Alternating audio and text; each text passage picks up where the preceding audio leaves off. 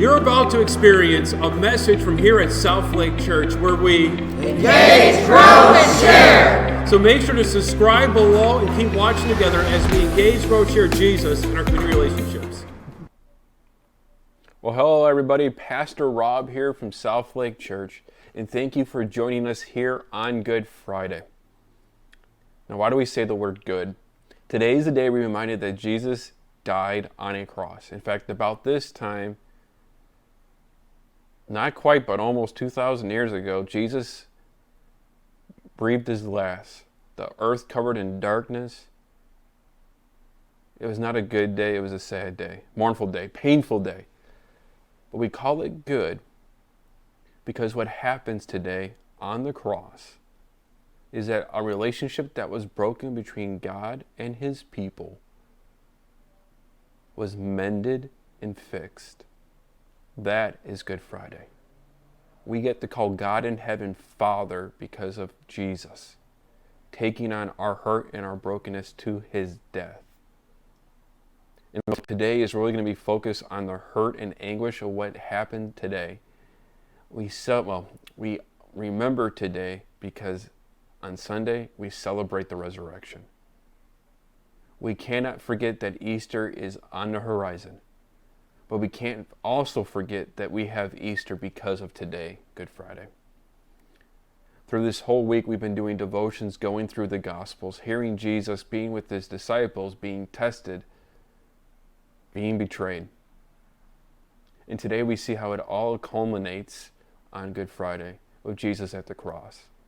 Today we're going to focus on just a piece of that story with the actual death of Jesus. A reminder here at South Lake Church, make sure to like our Facebook page, Engage, Grow, Share, where we engage, grow, and share Jesus in our community relationships. This is a great way to stay up to date with all that's happening in South Lake, not to miss a beat, but also be within a community together during this time. Also, don't forget, here at South Lake, we also have our webpage. And in our webpage, this is a great way to see us on the web, who we are, but also let you know we also stream our services to there. So that way, in case you're wondering how to see us, what's going on, or have a friend who's not on Facebook, this is another way to stay connected with all that's happening. Now, as I share with you today, this is Good Friday. And this is this time where we mourn the death of Jesus, the suffering and pain it took for all this to happen. And we're going to focus on what happened around noon, almost 2,000 years ago. Join me as we read together from the Gospel of Luke. And remember, when I say the word gospel, that means good news. So Luke is sharing good news about who Jesus is, and we're going to go there and actually read more about the death of Jesus. So join me as we read. So the death of Jesus. This is from Luke 23, verses 44 through 49. By this time it was about noon, and the darkness fell across the whole land until 3 o'clock.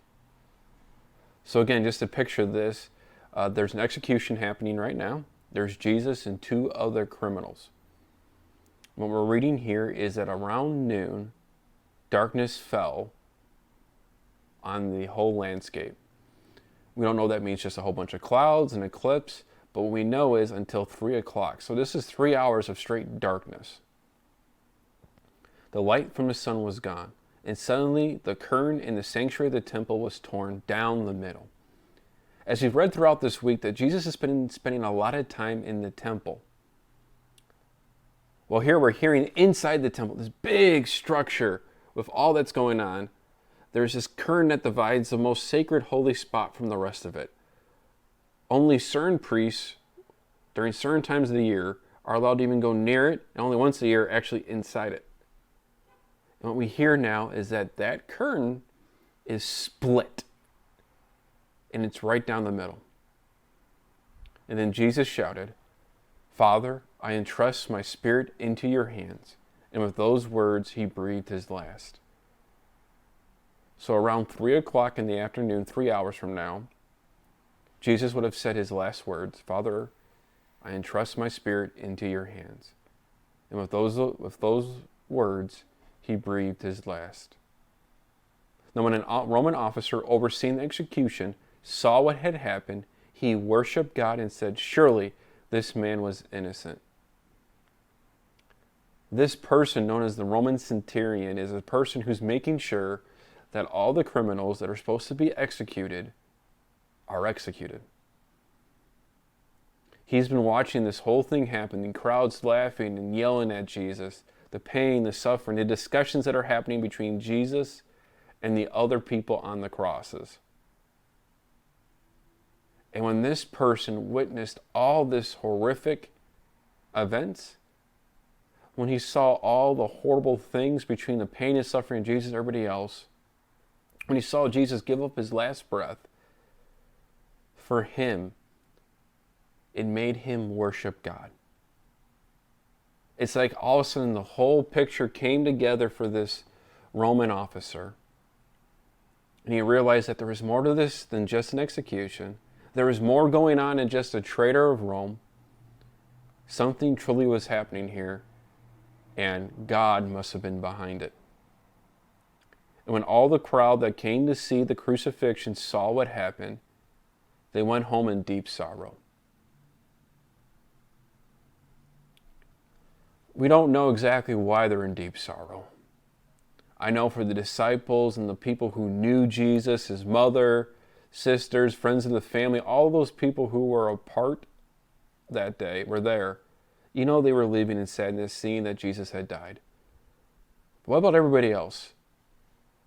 Are they sad because they were hoping that Jesus would come down from the cross, be that rebel leader, and he didn't? Were some hoping that this would be the one last chance he'd actually come off the cross, like Elijah or any other prophets of the Bible, some miraculous thing? I don't know. But I can tell you that, according to the scriptures, they all left with sorrow. We read in the last verse here. But Jesus' friends, including the women who had followed him from Galilee, stood at a distance watching. As we read the Gospels, especially in the accounts of today on Good Friday, but also leading up to Easter, we're going to find there's a group of people that continue to be there for Jesus through life and death. A group that's, though afraid, still near the suspect in being of the intimidation of all the religious leaders, as well as, again, the Roman officials. There's a group of individuals that continue to be near Jesus. It's the women. They're the ones who don't run away. They're the ones who stay to the end. They're the ones who give honor and glory. And this is a reminder for us that, wow, the truth that we read here about those women being there. And a reminder for us that, you know what? Yeah, we get scared. Yeah, it's easy to turn our backs on things, but they didn't. And they should be remembered and talked about. Today is Good Friday. And we celebrate, we remember the death of Jesus. But we also see the fact that Jesus left himself, his spirit, in the hands of his Father till the very end. This was never about him. This is about his Father. The reason why we're talking to you here today is because there's more to this story. A story that we get to celebrate in a couple days on Easter. But what happens today is that Father in heaven has become reunited not just with his Son, but with us. This is why Good Friday is Good Friday. Because the brokenness of the world has been mended and healed through Jesus. A lot of us today are feeling like there's a whole bunch of brokenness in our lives. There's hurt, there's confusion, there's worry. Today's the day we remember that even with all that happening, we have a Lord above it. We get to take that hurt on our hearts and our minds and lay it on the cross. Because that's where he took it all. All of ours. This is the good news that we get to share.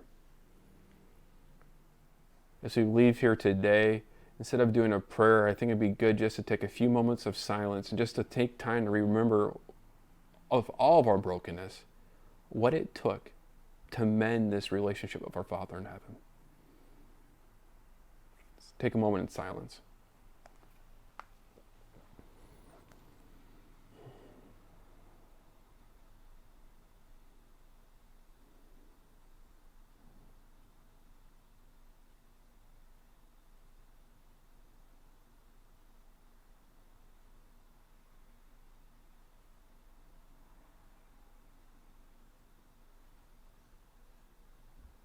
Lord, just be with everybody today as we remember what it took to mend the relationship with you.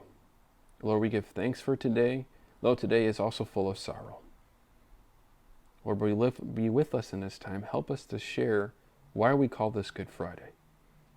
Because today's the day that you made us right with you. Lord, we give thanks for that. But Lord, we know in a couple days it's a time of celebration. But Lord, help us to remember, with all the things we got going on, you were there. You were there to take it upon the cross. Lord, we give you thanks for that. I'm Pastor Rob Bailey from South Lake Church, and I just thank you so much for taking time to be with us today here on Good Friday. And again, in a couple days, it's going to be some huge celebration and excitement. But today's the day we're reminded what it took for us to have that celebration. God bless.